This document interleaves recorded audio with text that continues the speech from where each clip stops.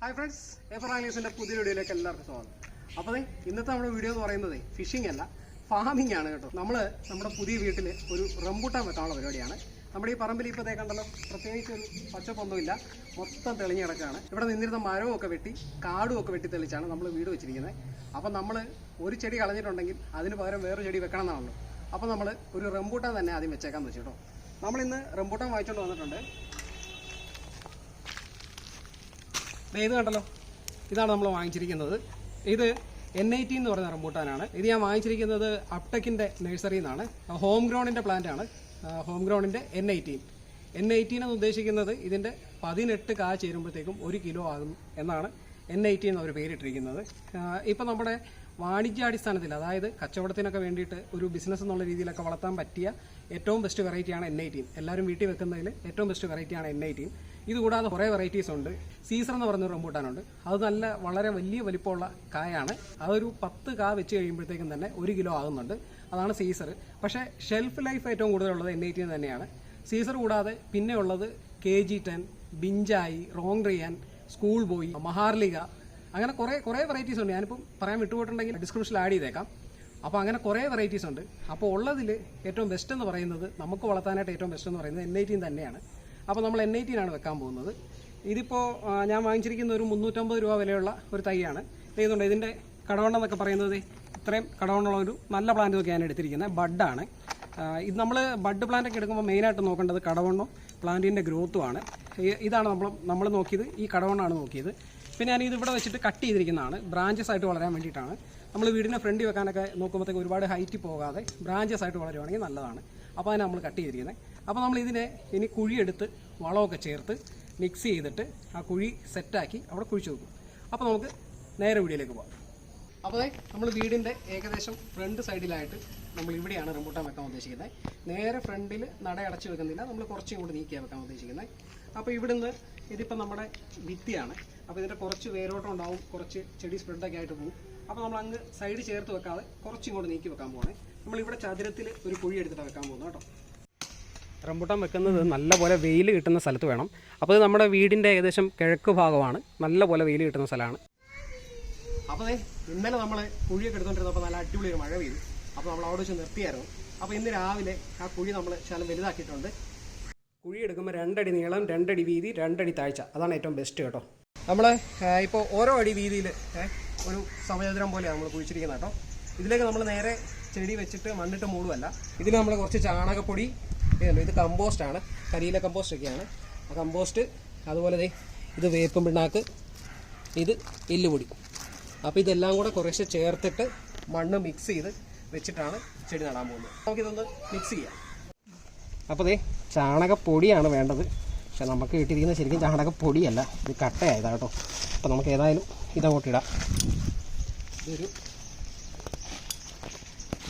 നമുക്കിപ്പം കരിയില കമ്പോസ്റ്റും അതുപോലെ ചാണകപ്പൊടി, എല്ലുപൊടി, വേപ്പും പിണ്ണാക്ക്, ഇതെല്ലാ സാധനവും ഉണ്ട്. അപ്പോൾ അതുകൊണ്ട് നമുക്കിതൊരു 1/2 കിലോ കണക്കിന് ഇടാം കേട്ടോ. ഇനി കമ്പോസ്റ്റ് കിട്ടിയില്ല എന്നുണ്ടെങ്കിൽ ചാണകം 1 കിലോ ഇട്ടാണെങ്കിലും വെക്കാം കേട്ടോ. ചാണകപ്പൊടി 1 കിലോ. ഇപ്പോൾ ഒത്തിരി വലിയ ഭംഗിയൊന്നും നോക്കണ്ട, നമുക്കിത് മിക്സ് ചെയ്യാനുള്ളതാണ്. അപ്പോൾ ഇത് നമ്മുടെ കരിയില കമ്പോസ്റ്റാണേ. കണ്ടല്ലോ, ഇത് കരിയില നല്ല അടിപൊളി കമ്പോസ്റ്റ് ആയതാണ്. ഇതിൽ നമ്മൾ മുട്ടത്തോടും ഒക്കെ ഇട്ട് കൊടുത്തിട്ടുണ്ടായിരുന്നേ. ഇത് ഏറ്റവും ബെസ്റ്റ് വളമാണ്. കണ്ടോ, എല്ലാം നല്ല പൊടിയായിട്ടുണ്ട്. അപ്പോൾ ഇതും കൂടെ നമുക്ക് ആഡ് ചെയ്ത് കൊടുക്കാവേ.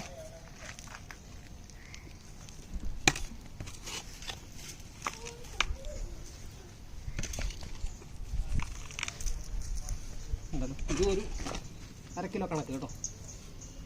1/2 കിലോ കണ്ടല്ലോ. അപ്പോൾ ഇനി കുറച്ച് വേപ്പും പിണ്ണാക്ക്, ഇത് ശരിക്കും ഒന്ന് വെള്ളത്തിലിട്ട് കുതിർത്തൊക്കെ ഇടുവാണെങ്കിൽ നല്ലതാണ്. അപ്പോൾ നമ്മുടെ വേപ്പും പിണ്ണാക്ക് നമ്മൾ കുറച്ചെടുത്തിട്ട്, ഇതൊരു 1/4 കിലോ അടുത്തേ ഉള്ളൂ കേട്ടോ.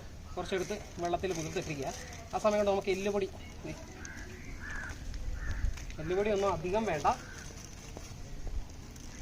കുറച്ച് എല്ലുപൊടി മൊത്തത്തിലൊന്ന് മിക്സ് ആവാനുള്ളത്. അപ്പോൾ നമുക്കിത് തൽക്കാലം ഒന്ന് മിക്സ് ചെയ്യാവേ.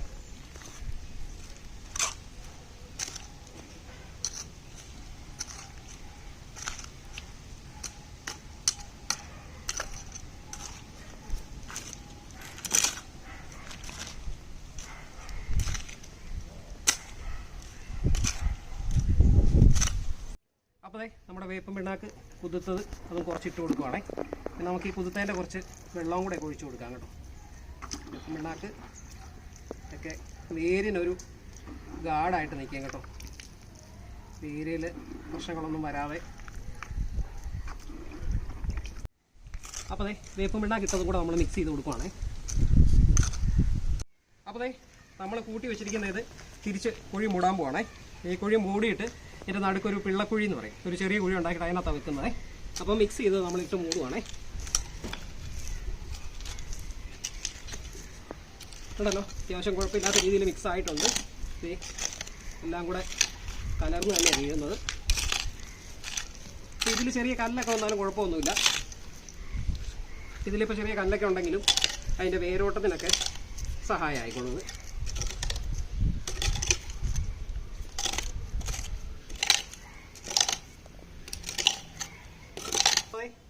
നമ്മളെടുത്ത കുഴി കാണാൻ മേലാത്ത രീതിയിൽ തിരിച്ച് മൂടിയിട്ടുണ്ട്.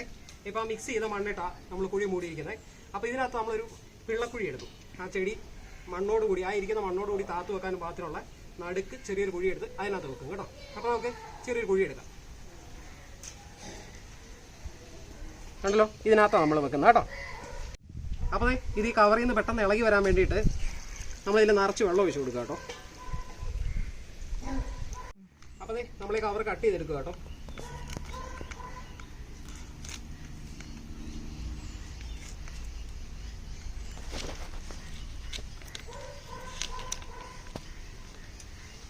നമ്മൾ ഈ കവർ കട്ട് ചെയ്തിട്ടുണ്ട്. ഇനി പയ്യെ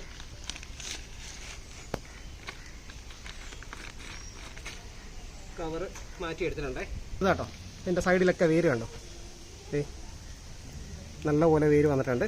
അപ്പോൾ ഇത് നമ്മൾ ഇതിനകത്തേക്ക് വെച്ച് കൊടുക്കുകയാണേ. നമുക്ക് രണ്ട് രീതിയിൽ ചെയ്യാം. ഇതൊന്നെങ്കിൽ പൊട്ടിച്ച് കൊടുത്തിട്ട് ഈ സൈഡ് ഒന്ന് മണ്ണ് പൊട്ടിച്ച് കൊടുത്ത് വെക്കാം, അല്ല ഇങ്ങനെ നേരെ വെക്കാം. ഞാൻ ഏതായാലും ഇത് ജസ്റ്റ് ഒന്ന് ഇളക്കി കൊടുക്കുകയാണേ.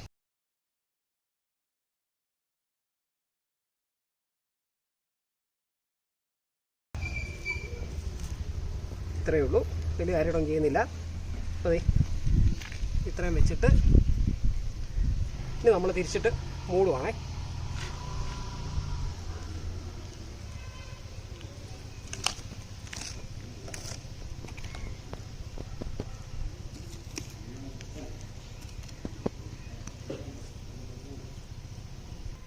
അപ്പോൾ ബഡ് തൈകൾ നടുമ്പോഴത്തേക്കും ഇതാണ് ഇതിൻ്റെ ബഡ് ഒരു കാരണവശാലും മണ്ണിനടിയേക്ക് പോകരുത്.